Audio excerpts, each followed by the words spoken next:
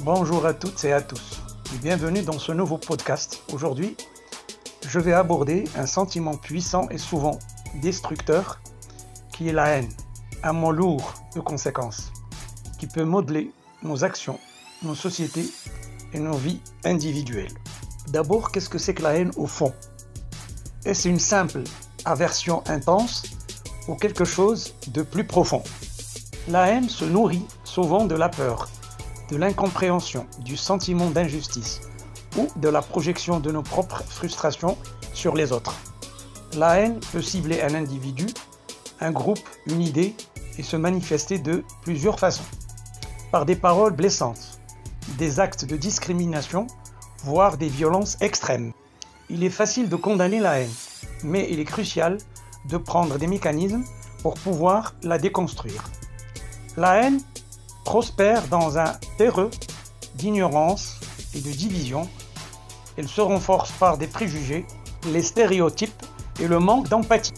Lorsque nous catégorisons l'autre comme fondamentalement différent, comme une menace, il devient plus facile de ressentir de la haine à son égard.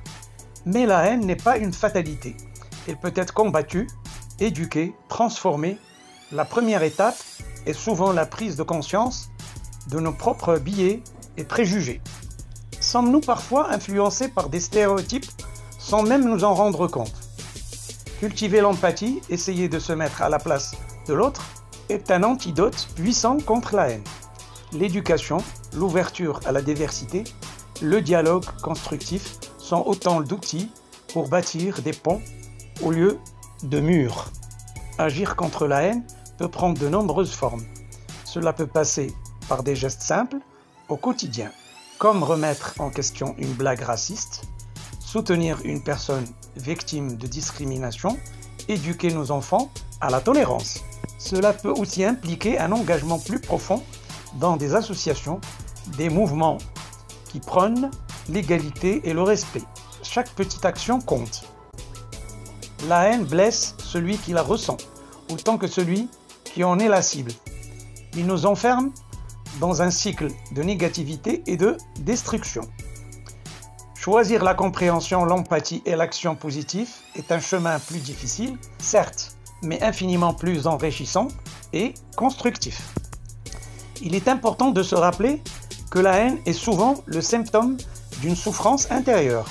Si vous vous reconnaissez dans ce sentiment, si la haine ronge vos pensées et vos actions, sachez que vous n'êtes pas seul et qu'il existe des chemins pour vous en libérer.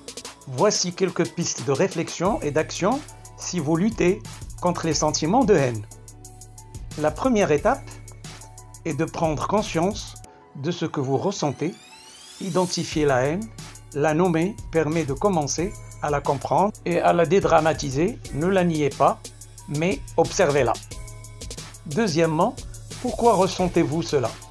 Quelle blessure, quelle peur, quelle frustration se cache derrière ce sentiment puissant? Essayez de retracer les racines de votre haine. Est-elle liée à une expérience personnelle, à une influence extérieure, à une peur de l'inconnu? Troisièmement, la haine se nourrit souvent de pensées négatives et de jugements hâtifs. Prenez le temps d'analyser ces pensées. Sont-elles basées sur des faits concrets ou sur des interprétations? Y a-t-il d'autres façons de voir la situation?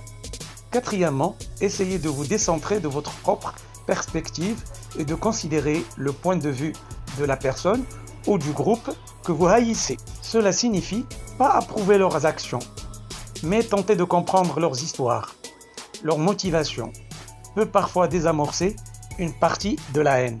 Cinquièmement, la haine peut être une énergie intense. Trouvez des moyens constructifs de l'exprimer. Parlez-en à une personne de confiance, écrivez, pratiquez une activité physique, évitez les comportements agressifs ou destructeurs. Sixièmement, si la haine vous submerge et affecte votre quotidien, n'hésitez pas à chercher le soutien d'un professionnel, un thérapeute, un conseiller. Il peut vous offrir un espace d'écoute et des outils pour comprendre et gérer ces sentiments. Septièmement, faites l'effort de rencontrer des personnes différentes de vous, d'écouter leurs histoires, de vous informer sur les cultures et les perspectives variées. L'ouverture et l'empathie sont des antidotes puissantes contre la haine. Enfin, huitièmement, la haine peut parfois être dirigée vers des situations ou des groupes sur lesquels vous n'avez aucun pouvoir direct.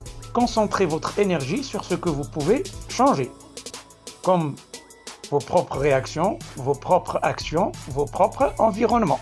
Se libérer de la haine est un processus qui demande du courage et de la patience. Mais c'est un chemin vers une plus grande paix intérieure et des relations plus saines avec les autres. Merci de m'avoir écouté. N'hésitez pas à partager vos réflexions sur ce sujet important. Ensemble, cultivons un monde où la compréhension et le respect remplacent la haine. Au revoir et à très bientôt.